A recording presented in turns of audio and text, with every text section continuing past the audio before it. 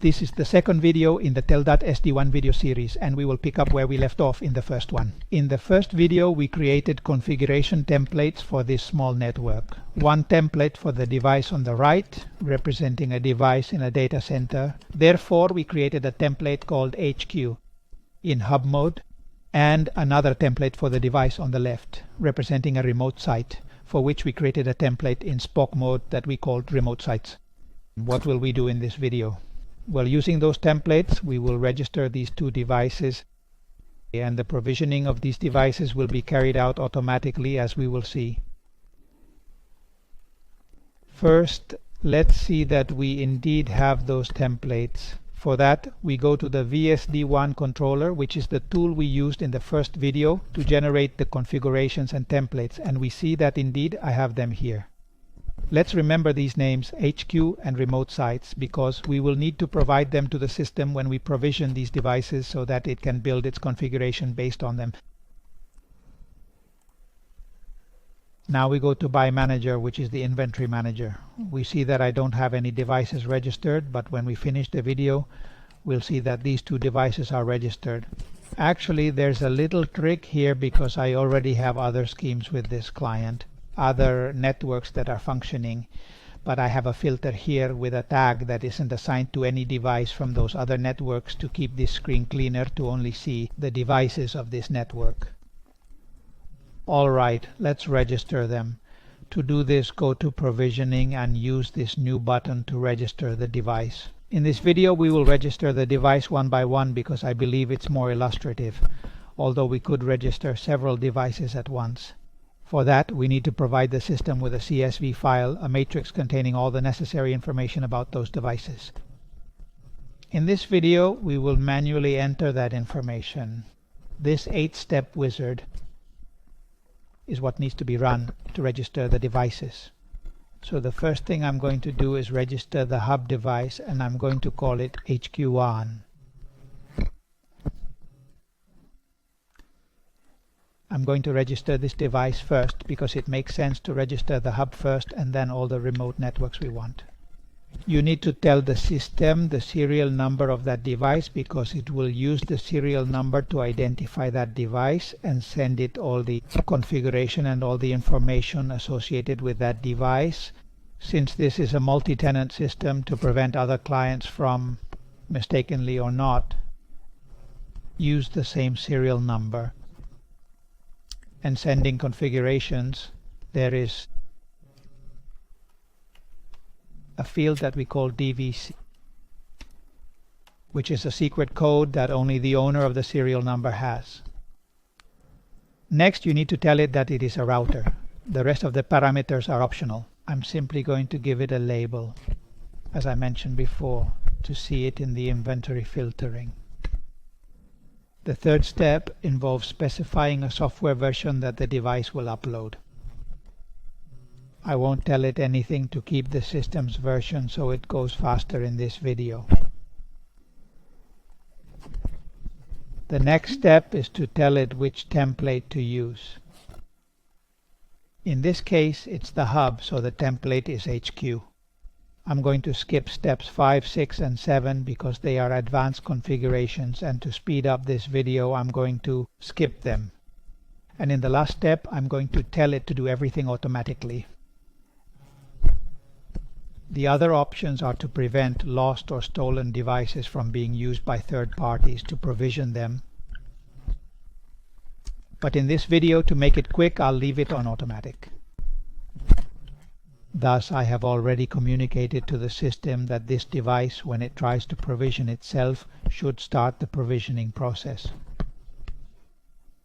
And when that happens, come to check the empty inventory here. I already have that device installed and turned on. It's connecting to the system, so in a few seconds we'll see that device in the inventory and it will start the process. It has already disappeared from provisioning. Now we'll see it here in the inventory, and indeed this device is already performing tasks, and I select it. We see that it has already identified the device with its version, shows us the photo, and places it on the map where the device is located. Since this device doesn't have a GPS system, it will actually use the IP address. with which this device connects, and since this is a lab, it will place all the devices in the same location. I can manually place it wherever I want. We see the configuration and the vital parameters of this device. Here we see that the configuration has been sent to him. Everything happened very quickly. Then on the other device we will see it in more detail. And the configuration has already been sent to him, generated based on the HQ template. The configuration has been generated. It has been sent to him and is pending confirmation from the device that this configuration is valid. This is done autonomously by the device accessing the management system and verifying that management is maintained. Here we see that it has already been completed. Indeed, the device has already confirmed the configuration as the device is now fully installed. Additionally, a license has been automatically assigned to it from those that were already available in the system. Therefore, we now have this device fully installed, and now we go to the inventory where we have no device.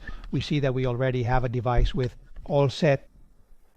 If we are going to take a closer look at this device, we go to the monitoring section, and through this button we access advanced monitoring. Here we see the parameters from the last hour of the device, memory, sessions, CPU,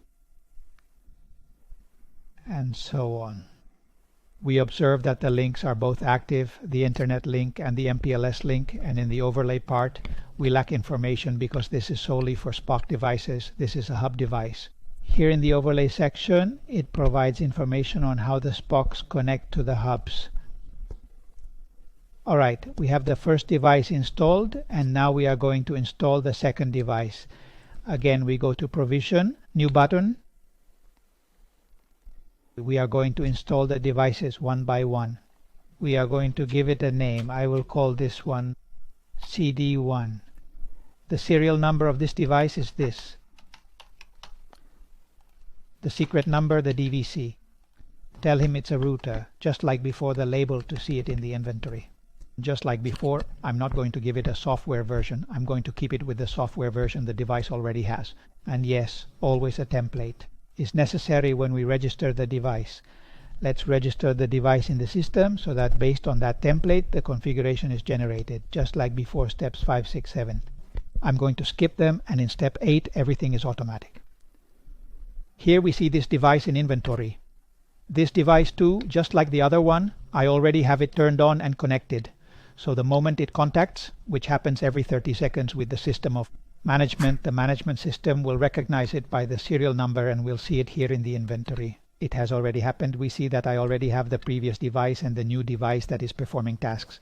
If I log in the device that we caught at an earlier moment than the other device, and therefore we see here that it still doesn't have the photo, doesn't know the model, doesn't know the system. It hasn't been geolocated because it is performing tasks on that device. It is generating the configuration. Here in the logs we would see everything the system is doing with that device. First it sets it to initial conditions, then it generates and sends its configuration, which is what it is doing here now. It sends necessary files to the device like the dictionary, etc.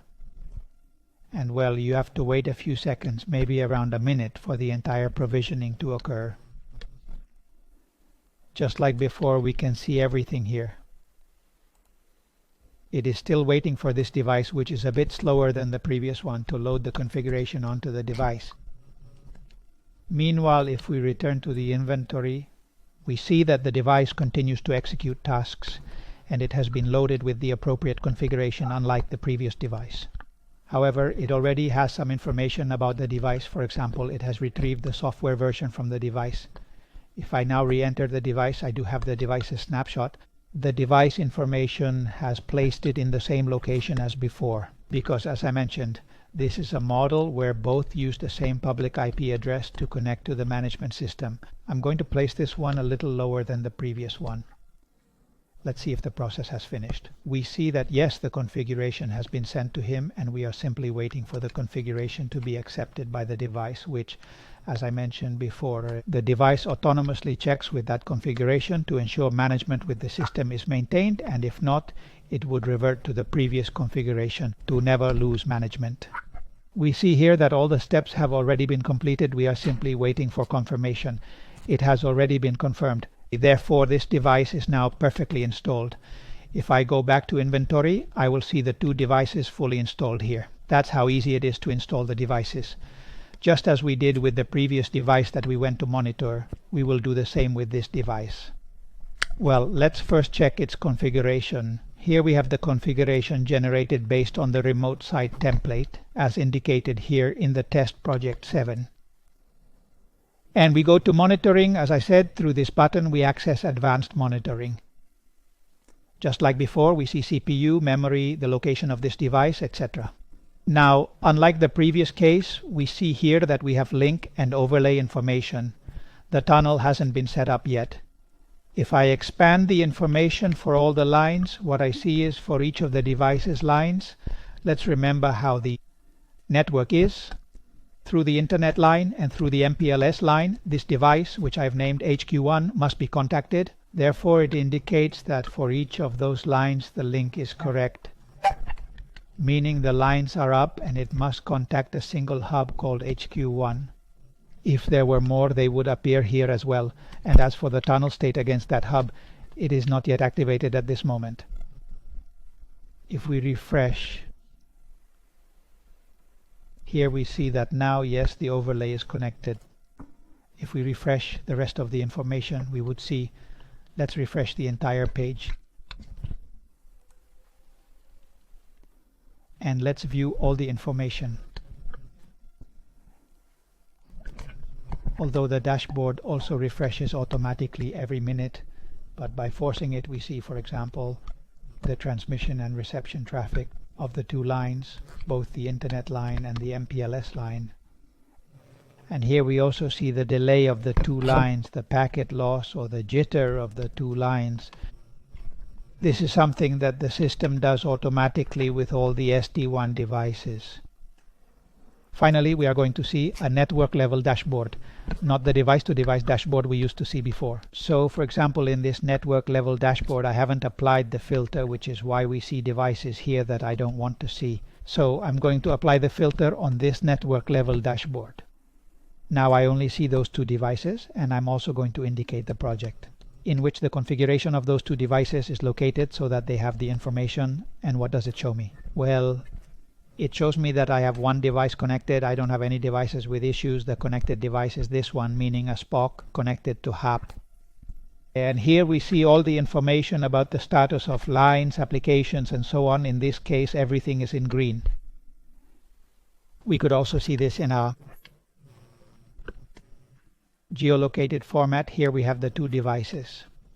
On one side the HQ device, and on the other side the remote site device. And in this way we go back to the dashboard of the remote site device, where we had the status of lines and the status of tunnels against the only hub with which they can establish tunnels. Here we see the status of the configured policies. They are all green, traffic, etc. In summary, we have registered the 2 devices. Again, we are going to put the the filter that we lost. These are the 2 devices, HQ and remote sites, that are now fully provisioned and operating in the system as we have verified in the monitoring. All automatically.